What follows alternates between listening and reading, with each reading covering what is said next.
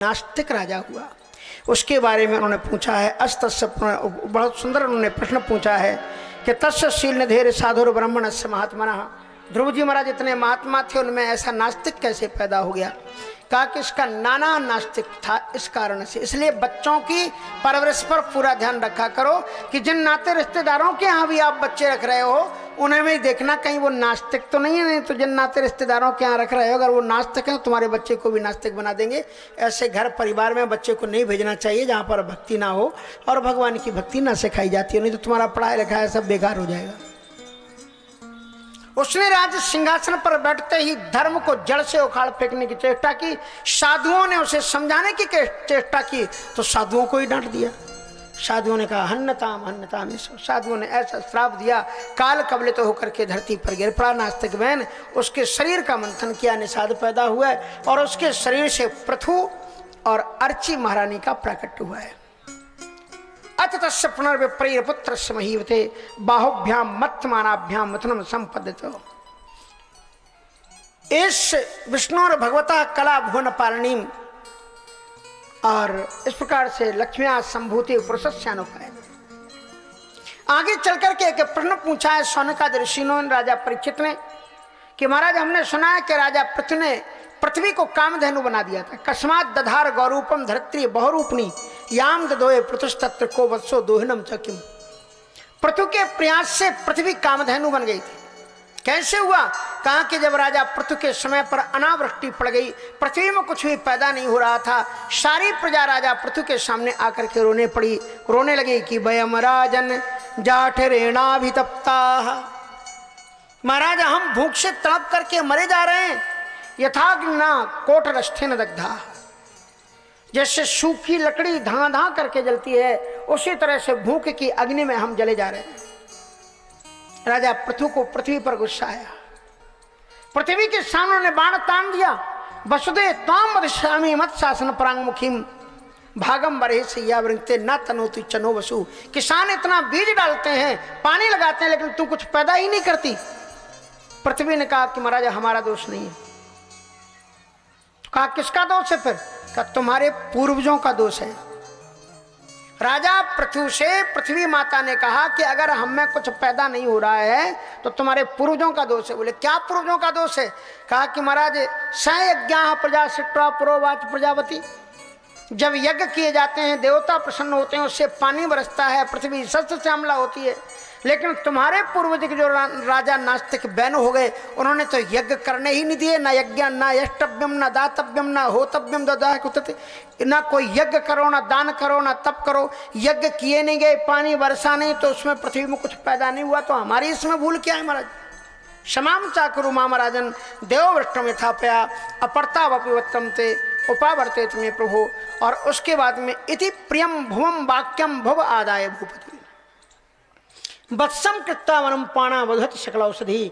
पृथ्वी ने कामधेनु का रूप धारण किया और उसके वत्सम कृत्वा वनम प्राणु वधत सकल औषधि। महाराज मनु बछड़े बने और हाथ में उन्होंने क्या दोहा? कहा सकल औषधि। ये जो गेहूं है, चना है, ज्वार है, ये जितने भी प्रकार के अनाज हैं ये क्या है? ये सब औषधि है, भोग नहीं है, ये औषधियां हैं। जीवन को धारण करने के लिए औषधियां हैं। अब तुम्हें 1.5 मन खा जाओ तो क्या होगा फिर? अब दवा तुम्हें बताएगी कि 2 ही गोली खाओ और तुम उसकी जगह करी बड़ी तो बड़ा स्वास्थ्य अच्छा ताकत बढ़ाती तो 10 खा लें तो भटा होएगा और बीमार और पड़ जाओगे। इसलिए थोड़ा खाया करो। अगर 125 वर्ष जीना चाहते हो तो हमारा एक नुस्खा नोट कर लो आप। 125 वर्ष जीने की अचूक दवा क्या? कि भोजन आधा पेट कर और दुगना पानी पीव, तिगुना श्रम चौगुन हंसी, तो वर्ष 125 जीव। आधा पेट भोजन करो। अगर 4 रोटी की इच्छा है तो 2 ही रोटी खाओ और जगह खाली रखो ताकि आधा घंटे बाद दुगना पानी पियो और 3 गुना काम करो। Work hard 3 time. अब थ्रेसर आ गए, जे आ गए, वे आ गए, और तमाम इतना पैसा बढ़ गया, नौकर कर्मचारी बढ़ गए, अपन तो बैठे हैं भंड से बैठ करके अपने, तो क्या होएगा ऊपर। भोजन आधा पेट कर दुगना पानी पीऊ, तिगुना श्रम बर का हाट, 3 टाइम तिगुना श्रम करो। और सबसे ज्यादा क्या करना है, बोले चौगुना हंसी, चौगुना हंसो। और कैसे का, भारतीय से ठहाक के मार के हा हा हा, ऐसे। वो क्या होता है कि अगर आप नहीं हंसोगे तो योगी आकर के हंसाएंगे, कहेंगे yoga laughing is also good exercise. हंसना भी एक एक्सरसाइज है, आप हंस करके देखना। वो हमने देखा है कि भोपाल में हम घूम रहे थे, कभी छोटे में हम रहे थे कुछ दिन वहाँ पर, सो कौन मस्जिद है उसकी, मोती मस्जिद कौन, उसके बगल से जा रहे थे। एक दिन निकले, 2 दिन निकले, वहाँ अखंड रामायण का पाठ था। जब सुबह निकले तो एक रास्ते ऊपर सड़क पर खूब अपनी छत पर, तीसरी छत हा हा हा हमने की, कल भी ऐसी करा, लगता है ये पागल है। तो योगी जी बोले नहीं, वो पागल नहीं है, उसके घर में हम योगा कराने जाते, एक्सरसाइज करता है। तो काय को योगी के चक्कर में पड़ते हो आप, खुद ही हंसो ठा के मार करके। लेकिन सच बता रहे, कुछ लोगों को भगवान ने ऐसी शक्ल सूरत दी है कि उनके चेहरे पर 24 घंटे, उनके चेहरे पर 12 बजे रहते, 24 घंटे। जब भी देखो तभी मुख लटका के बैठे हैं। पूछो भाई साहब क्या, स्वामी जी ही कट रही है। भगवान कहते इस नालायक को कितना दिया, देखो कैसी सूरत लगा, इसको देने से फायदा क्या है, मत दो कुछ इसको, लटकाओ मुझे चेहरा, फिर क्या मिलेगा। इसलिए क्या करो, मुस्कराते रहो, गीत गाते रहो, मुस्कराते रहो, गीत गाते रहो। जिंदगी है मेरी खुश दिली के लिए,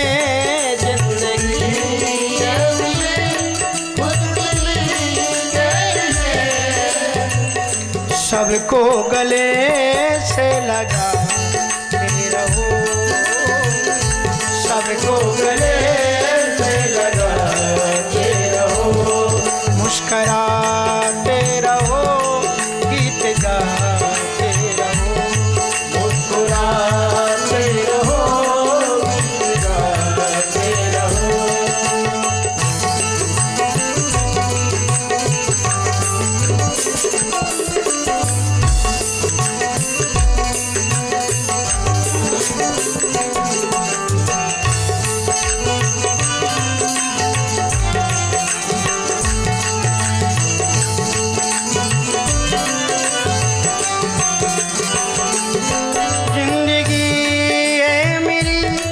हरि भजन के लिए, जिंदगी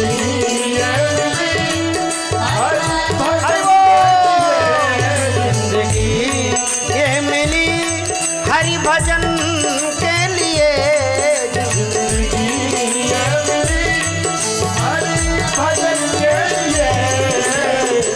हर दम हरि को मना,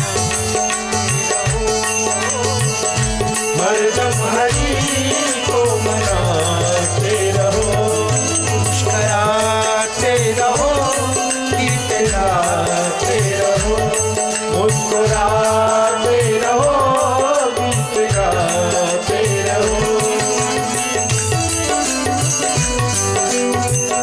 ताली बजाओ, भाव साथ, साथ।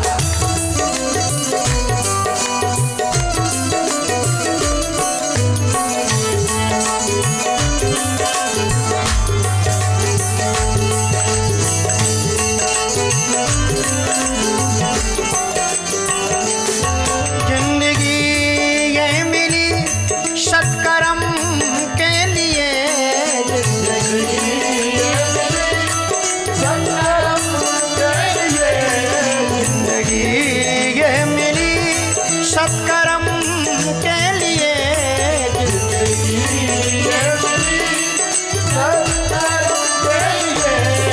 सत्कर्मों में इसे को लगा, सत्कर्मों में इसे को लगा, मुस्कुरा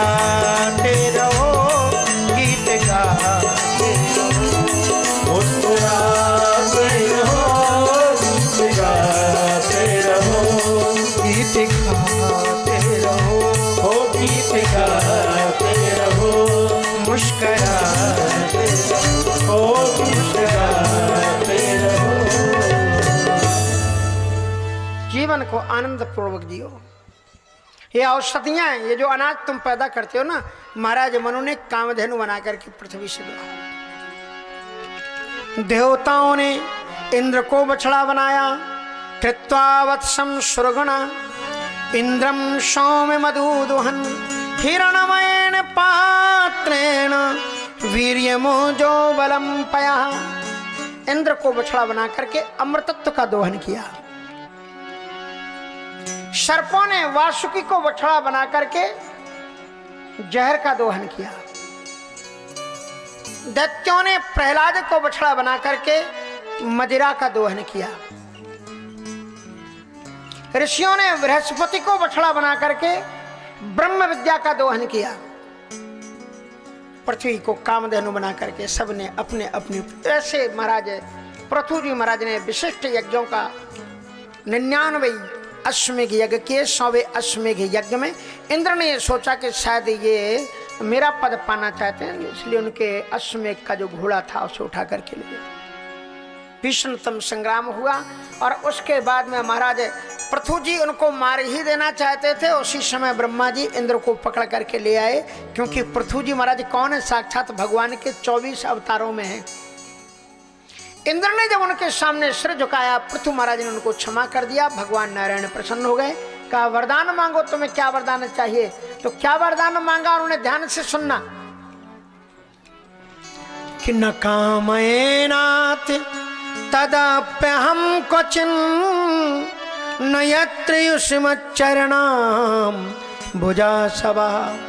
यद्यपि हमारे मन में कुछ भी मांगने की कामना नहीं है, फिर भी कहते हैं महात्मांतर हृदयान मुखच्चितो विधत्सु करुणा युत में समीवरा। फिर भी है प्रभु, ये 2 कानों से कथा सुनते सुनते मन अघाता नहीं है, इसलिए इन 2 कानों में 10,000 कानों की क्षमता दे दो, ताकि हम आपकी कथा निरंतर सुनते रहें। भरे निरंतर होए न पूरे, और तिनके ये तुम कहूं अति रूरे। बड़ा सुंदर उन्होंने वरदान मांगा है। और इन्हीं के एक बार बहुत विशाल सत्संग का कार्यक्रम कराया, जिसमें सनकादि सिद्ध भी आए हैं। और उनकी बड़ी सुंदर उन्होंने प्रार्थना सनत कुमार उन्होंने कहा है, यतपाद पंकज परागन खेव तृप्ता योग प्रभाव कर्माशयम ग्रतत मुदेत ग्रंथ संता। प्रभु के पादार बंदों की शरणरत जीवन में उतारने से ही मनुष्य का जीवन सार्थक है। ऐसे पृथु जी महाराज का अविचल और अचल राज कालांतर तक चला है। उसके बाद में विजिताश्व का वर्णन है, प्राचीन वरीय राजा का वर्णन है। प्राचीन वरीय राजा के यज्ञ में श्री नारद जी महाराज आए हैं। प्राचीन वरीय राजा ने इतने यज्ञ किए कि उसमें जो कुशा का उन्होंने प्रयोग किया था, यदि कुशा को बिछा दिया जाए तो संपूर्ण पृथ्वी पट जाए, इतने यज्ञ और कर्मकांडों का किया था विधान। तो ऐसे प्राचीन वरीय राजा के पास में नारद जी आए। उन्होंने सोचा ये लगातार कर्मकांड में लगा रहता है, लेकिन कर्मकांड से इसकी मुक्ति बनने वाली नहीं है।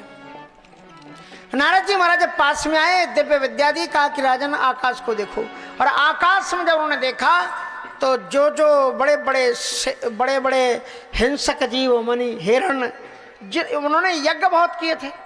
पुराने जमाने में यज्ञ में पशुओं की बलि दी जाती थी, तो उन्होंने जिन जिन पशुओं की बलि दी थी वो सारे पशु उनको बड़ी भयानक दृष्टि से देख रहे थे कि बेटा हमने यज्ञ में मारा है ना, बलि चढ़ाई है, तुम मर के आओ ऊपर स्वर्ग, हम एक एक करके तुम्हारी छलनी ना कर दें, तुम देखना। बोले महाराज हमने तो यज्ञ में मारा है इनको। बोले यज्ञ भी मना करता है कि हिंसा जीव हिंसा मत करो। श्रीमद् भागवत अहिंसा का ग्रंथ है। उनको फिर पुरंजनोपाख्यान की कथा सुनाई गई है महाराज। पुरंजनोपाख्यान श्रीमद् भागवत का एक तत्वपूर्ण वर्णन है। कहते हैं आशीत पुरंजनो नामा राजा राजन बृहत्सभा तस्या विज्ञात नामाशीत सखा विज्ञात चेष्टा। हमारी जो आत्मा है इसी का नाम पुरंजन है। आत्मा हमारी नाम पुरंजन है। पुरंजन क्या? क्योंकि हम पुर में अनुरक्त हो गए हैं, रंजन कर रहे हैं, अनुरंजन कर रहे हैं पुर में। पुर कौन है? ये शरीर। शरीर में जो रम गई आत्मा उसी का नाम पुरंजन है। और उसके साथ में एक उसका मित्र है अविज्ञात। आपकी आत्मा के साथ में अविज्ञात नाम का सखा है, आप पहचानते कि नहीं? जब भी आप कोई गलत कर्म करने के लिए जाते हो, अंदर से वो आत्मा आवाज देती है कि बेटा ये काम अच्छा नहीं है, ये मत करो। ये पुरंजन का अविज्ञात नाम का सखा है, जो भगवान है, तुम्हारे साथ में चल रहा है। जहां जहां तुम्हारी आत्मा जाती है, तुम्हारे साथ में वो चलता है। अच्छा काम करते हो तो तुम्हारी आत्मा तुम्हें धन्यवाद देती है। हनुमान जी कहते हैं कि मैं सीता की खोज कर लूंगा। बोले कैसे? क्या कि हुई है सफल। हनुमान जी महाराज कहते हैं मैं सीता जी को पा जाऊंगा क्योंकि मेरी आत्मा प्रसन्न है। जिस काम में आत्मा प्रसन्न ना हो उस काम को नहीं करना चाहिए। इसलिए अविज्ञात नाम का ये सखा था। वो अपने रहने के लिए निवास स्थान खोज रहा था। भारतवर्ष की पवित्रतम धरती में आकर के उसने एक किले को देखा। बड़ा सुंदर किला था, 3 मंजिल का किला था और उसमें 9 दरवाजे थे। उसमें निकलती हुई एक सुंदर युवती को देखा। सुनाशाम स्वदतीम बालाम शुकपोलांबराननाम समविन्यस्त कर्णाभ्याम बिभ्रतीम कुंडलश्रियम।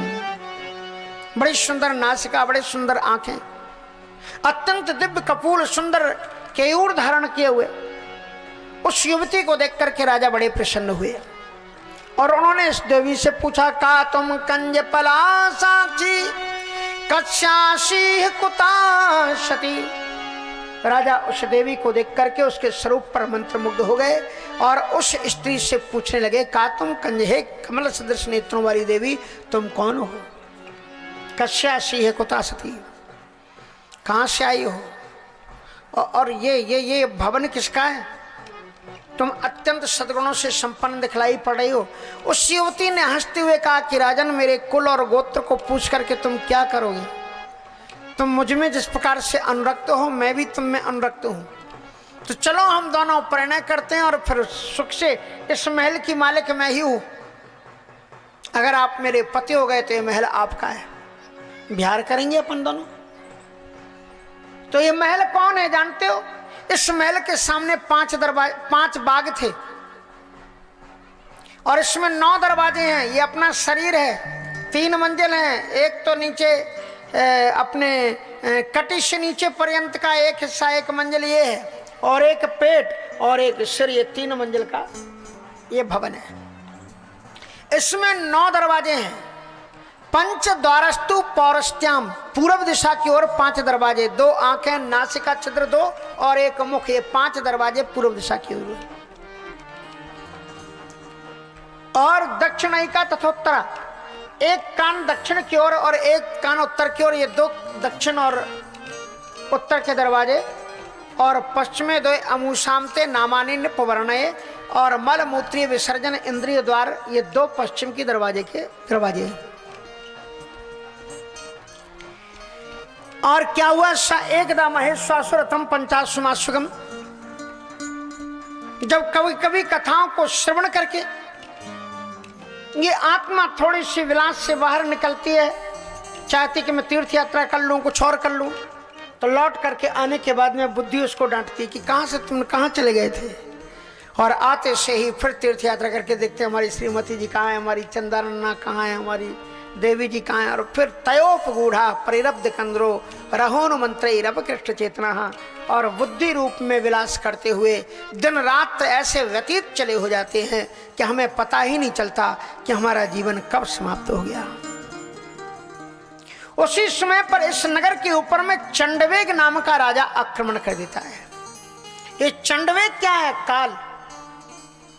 चंडवेग नाम के राजा की जो सेना है उसमें 720 सैनिक हैं, 360 गंधर्वियां और 360 गंधर्व, 360 रात्रियां और 360 दिन, ये मिल करके धीरे धीरे हमारे शरीर का उपभोग करते चले जा रहे हैं। हम लोग भोगों को नहीं भोगते, भोग हमें ही भोग ले जाते हैं। हम सोचते हैं हम भोगों को भोग रहे हैं, भोगों को हम नहीं भोगते, भोग हमें ही भोग ले जाते हैं। महाराज, एक युवती है जिसका नाम जरा है। वो सारे संसार को अपना पति बनाना चाहती है, लेकिन कोई भी उससे वर्ण नहीं करना चाहता। नारद जी कहते हैं वो एक बार मेरे पास आई, मैंने भी उससे मना कर दिया कि मैं तुम्हें अपना नहीं वर्ण करता, तो उसने मुझे सांप दे दिया 2.5 घड़ी से अधिक, तुम कहीं रुकोगे ही नहीं। ये कौन है? बोले बुढ़ापा। संसार में कोई आदमी चाहता है कि बुढ़ापा आ जाए? कोई नहीं चाहता, वो तो आ जाता है जबरन। और आ जाए तो भी लोग कलर करते हैं। हाँ, काला कलर लगने से तो तुम बुढ़े से जवान थोड़ी हो जाओ। काय को कलर के चक्कर में पड़ते हो यार? जो हो सो, तुमको अगर प्रेम करने वाला होगा तो तुम्हारी जो जरूरत है उसी से प्रेम करेंगे, और जो नकली वालों से प्रेम करे वो तुमसे प्रेम करते ही नहीं। काय को चक्कर पड़े में संसार के? जो स्वरूप है अपने उसके असलियत के साथ में जियो, कोई अपना नहीं है इसमें। हाँ, इसलिए जो ठीक है, हमारी माताएं बहनें भी कम नहीं है, रोज 1-1 किलो डिब्बी खाली कर देती हैं इस गड्ढे भरने में और ऐसे ऐसे करने में। बूढ़ी बूढ़ी माताएं, पता नहीं क्या क्या। हाँ, क्या रखा है इसमें? तो प्रज्वारो या मम्भ्राता तुम चमे भगनी भव। चंडवेग राजा ने कहा कि तुम चिंता मत करो, प्रज्वार माने ये जो बुखार है ये मेरा भाई है, तुम मेरी भगनी हो जाओ। चरामवाभ्याम लोकेस्मिन् न व्यक्तो भीमसेन का, हम दोनों अव्यक्त होकर के दुनिया के लोगों का भोग भोगेंगे। धीरे धीरे बुढ़ापा आ जाता है और उसके बाद में हमारी आयु क्षीण होती चली जाती है। एक एक इंद्रिय हमारा साथ छोड़ना छोड़ती है। चली जा रही है उम्र धीरे धीरे,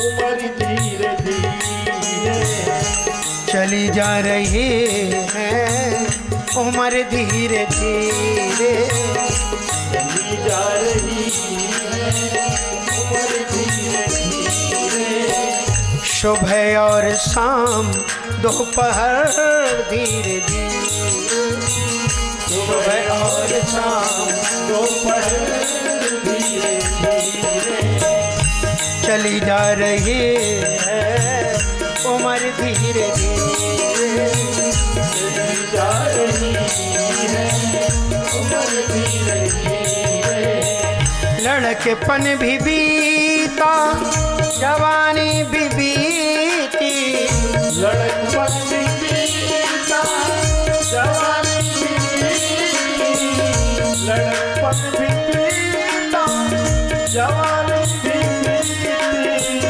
लड़कपन भी बीता जवानी भी बीती, होगा बुढ़ापे का असर धीरे धीरे, होगा बुढ़ापे का असर धीरे धीरे, चली जा रही है उम्र धीरे धीरे, चली जा रही है उम्र धीरे धीरे,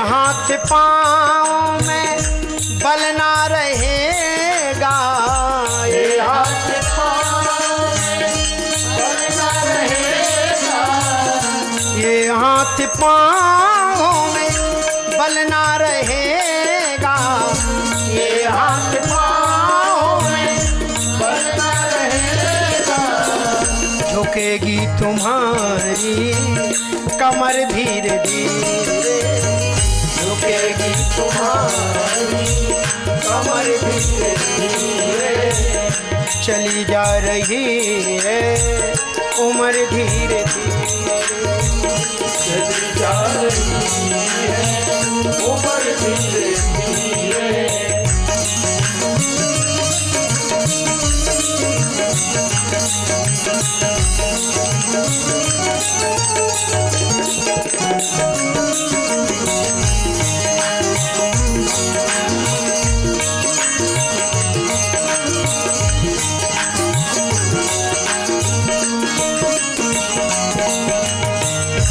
शिथिल अंग सारे ही होंगे तुम्हारे, शिथिल अंग सारे ही होंगे तुम्हारे, शिथिल अंग सारे ही होंगे तुम्हारे, शिथिल अंग सारे ही होंगे तुम्हारे। कभी मंद होगी नजर धीरे धीरे, कभी मंद होगी नजर धीरे धीरे, चली जा रही है उम्र धीरे धीरे, चली जा रही है उम्र धीरे धीरे।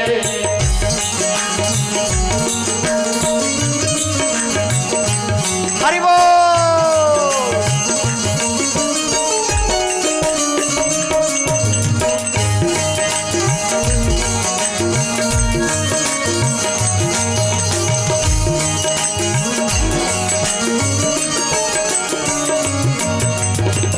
आया है जोश को जाना पड़ेगा, आया है जोश को जाना पड़ेगा, आया है जोश को जाना पड़ेगा, आया है जोश को जाना पड़ेगा, नहीं इसमें कुछ भी कसर धीरे धीरे, नहीं इसमें कुछ भी कसर धीरे धीरे, चली जा रही है उम्र धीरे धीरे, चली जा रही है उम्र धीरे धीरे।